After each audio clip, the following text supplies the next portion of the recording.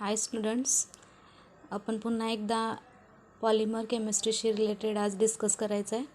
Last लेक्चरला आपण पॉलिमर्सशी related वेगवेगळे example start केलेत.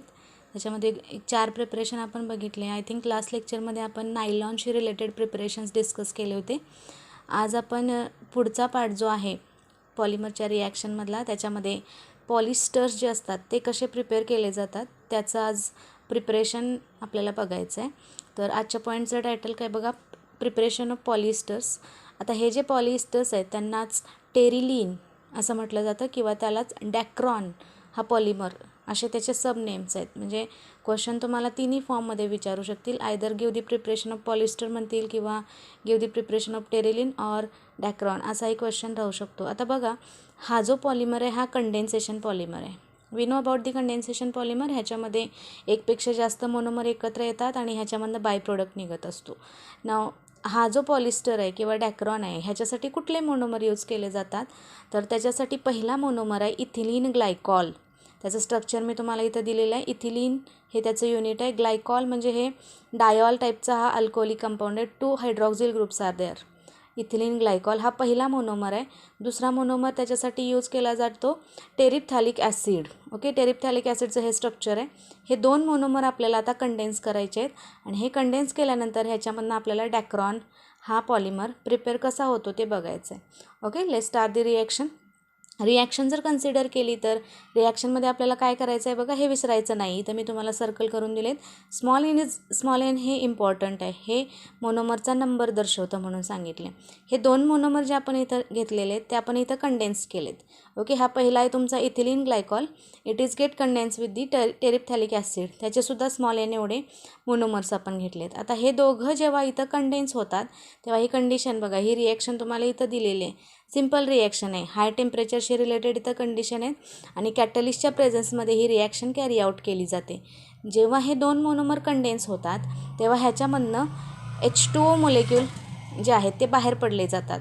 आपण काय म्हटलं, हा कंडेन्सेशन पॉलिमर आहे. कंडेन्सेशन पॉलिमर म्हणजे काय, ज्याच्यामधनं बाय प्रोडक्ट्स निघतात. मग तो कुठला असतो, एकतर वॉटरच्या फॉर्ममध्ये असेल, अल्कोहोलच्या फॉर्ममध्ये असेल, ह्या फॉर्मशी रिलेटेड. मग आता जेव्हा पॉलिस्टर प्रिपेअर केलं जातं तेव्हा जेव्हा इथिलीन ग्लायकॉल आणि टेरिप्थॅलिक ॲसिड हे कंडेन्स होतात तेव्हा त्याच्यामधनं H2O मोलेक्यूल हा इलिमिनेट केला जातो. आता हे H2O इलिमिनेट कसा होतो, तर मी तुम्हाला इथं बॉक्सच्या फॉर्ममध्ये दाखवले.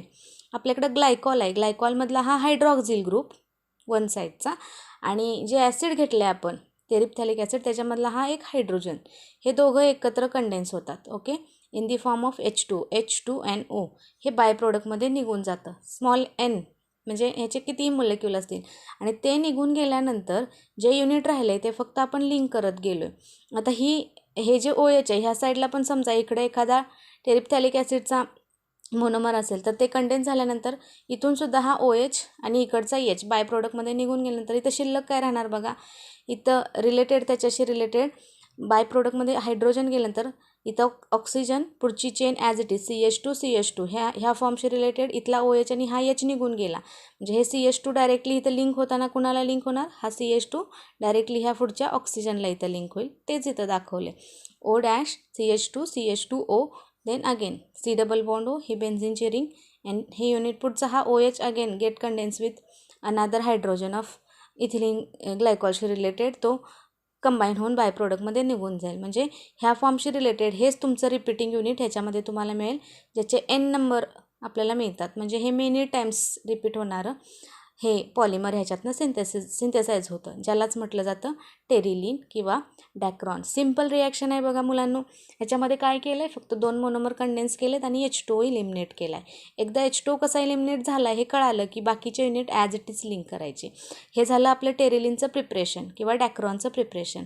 न ह्याच्या प्रॉपर्टीज काय आहेत बघा. आता प्रॉपर्टीज जर कन्सिडर केल्या तर हा जो टेरिलीन आहे ह्याचा मेल्टिंग पॉईंट जास्त असतो. हाय मेल्टिंग पॉईंट 265 डिग्री सेंटीग्रेडपर्यंत टेम्परेचर ह्याला लागतं तेव्हा हे मेल्ट होतं. ऑब्वियस आहे हा पॉलिमर आहे म्हटल्यानंतर मेल्टिंग पॉईंट ह्याचा जास्त राहणार. Then it is resistant to chemical and water. म्हणजे ह्याच्यावरती पाणी कुठलेही केमिकल इझिली रिॲक्ट हा त्याच्याबरोबर होत नाही. हे त्याच्या प्रॉपर्टीज झाल्या. What are the uses for this polymer. Then हे कुठं यूज केलं जातं बघा, it is use for the making of wrinkle free fabrics by blending with. आता ह्याला ब्लेंड केलं जातं. रिंकल फ्री फॅब्रिक्स म्हणजे कळते, म्हणजे सुरकुत्या पडत नाहीत असे फॅब्रिक्स यातनं प्रिपेअर केले जातात आणि ह्याला ब्लेंड म्हणजे दुसऱ्या कुणाबरोबर तरी मिक्स केलं जातं. जेव्हा हे कॉटनबरोबर मिक्स केलं जातं टेरिलीन, तेव्हा जेव्हा कॉटनबरोबर ब्लेंड करतो तेव्हा it is called as a terrycot. Okay, टेरिकॉटचं फॅब्रिक सगळ्यांना माहीत असेल. हे कसं प्रिपेअर केलं जातं? Terylene is blend with cotton, we get a terrycot. Same way समजा टेरिलीनला जर वूल बरोबर ब्लेंड केलं तर हे टेरी वूल टाईपचं फॅब्रिक देतं. म्हणजे it is get blended to form what? Wrinkle free fabrics. Then दुसरा यूज आहे, it is use for making bottles, jams packing, container, असे खूप सारे युजेस याचे सांगता येतील. Okay, this is regarding to the preparation of terylene. ह्याच्यावरती 1 मार्कचा क्वेश्चन तुम्हाला हे 2 मोनोमर 1 मार्कला विचारू शकतात किंवा फुल क्वेश्चन प्रिपरेशनची रिॲक्शन पण तुम्हाला 2 मार्कला ही रिॲक्शन विचारली जाते.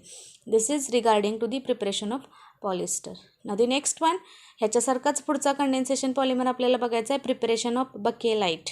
ओके, बकेलाइट हा जो पॉलिमर आहे it belongs to the network type of polymers. क्लासिफिकेशनमध्ये आपण बघितलं network polymer depending upon the स्ट्रक्चरवरती हे एक्झाम्पल आपण बघितलं होतं बकेलाइटचं. बकेलाइट हा नेटवर्क पॉलिमरमध्ये इन्क्ल्यूड केला जातो. आता हे थर्मोसेटिक टाईपचं पॉलिमर आहे. थर्मोसेटिक पॉलिमर हे सुद्धा आपण क्लासिफिकेशनमध्ये बघितलं होतं. Depending upon the intermolecular forces of अट्रॅक्शनशी रिलेटेड हा टाईप त्याच्यामध्ये येतो. आता बकेलाइट जेव्हा आपल्याला प्रिपेअर करायचं असेल तेव्हा ह्याच्यासाठी कुठले मोनोमर यूज केले जातात?